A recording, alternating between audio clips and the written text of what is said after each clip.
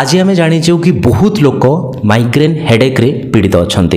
Migraine headache आप निश्चय जानी कि मुंड हठात कि धपधप कर बहुत जोर रे बिंधा हेब जितेबले आपड़ किसी साउंड शुणवे पेन टी आहरी बढ़ीज जितेबले आप लाइट को जीवे बहुत मात्रा रे पेन टी बढ़ीज एवं बहुत पेसेंट आसती से खाली मेडिकेशन उपरे बेसी फोकस करती से खाली कहती कि आमको कौ गोटे मेडिसिन लिखि दियो कि आमर ये जो माइग्रेन हेडेक टी अच्छी बहुत मात्रा रे कमिज। देखो मुझे सब कही कि माइग्रेन पाई मुख्यतः तीनटा ट्रिटमेंट सबुठ इंपोर्टेंट। फास्ट ट्रिटमेंट हूँ जो जिनस आपणकर माइग्रेन हेडेक टी होची से जिनस को चिन्हवा एवं ताहा उपरे काम करवा। जदि ये जिनसटी आम करवा नहीं एवं आम खाली मेडिसिन उपरे फोकस करवा तेबे आपणकर माइग्रेन ट्रिटमेंट सब अधूरा होकर रही।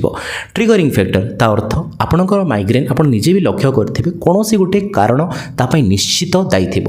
कौन कारण ता अर्थ जदि आप सकाळे टी खाली पेट रोथे, जदि आप खाइबार टी याड साड करुवे, जदि आप बेसी स्ट्रेस रे रोथे, जदि आप राति ठीक से शो नथिबे किंबा जदि आप राति बेसी शोई पड़ुथे, जदि आप ठीक हिसाब रे खाद्यपान ग्रहण करेंगे ना, जदि आप बेसी कांदी देले, जदि आप बेसी इमोशनली स्ट्रेस हो गले से टाइम रे देखिए आपणकर माइग्रेन हेडेक टी बढ़ी जाए।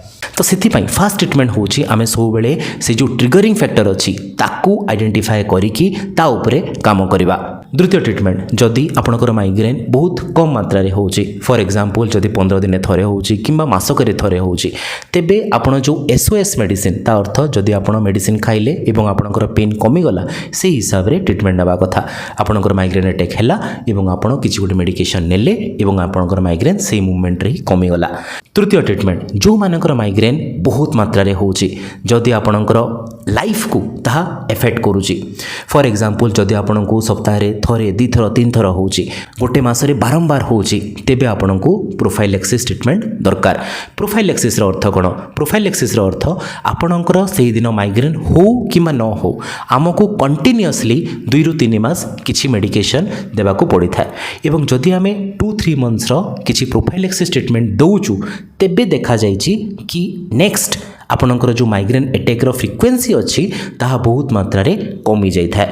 मुख्यतः आपण को निजको कैटेगोराइज करने को पड़ो कि आपण को कैटेगोरी जीवे। आपण को जदि मासरे किंबा 2 मासरे थरे 2 थर होची आपण आराम से एसओएस बेसिस रे मेडिसिन खाई पारिबे। जदि आपण को बारंबार होची आपण को लाइफस्टाइल को एफेक्ट करूची तेबे आपण को प्रोफाइलेक्सिस ट्रिटमेंट दरकार हे पारे। किंतु गोटे जिनस आपण सबले मन रखिबे कि जो जिनस आपण को माइग्रेन अटैक को ट्रिगर करूची ताकू आमे सब बेले चिन्हट करबा दरकार एवं ता उपरे काम करबा निश्चित आवश्यक।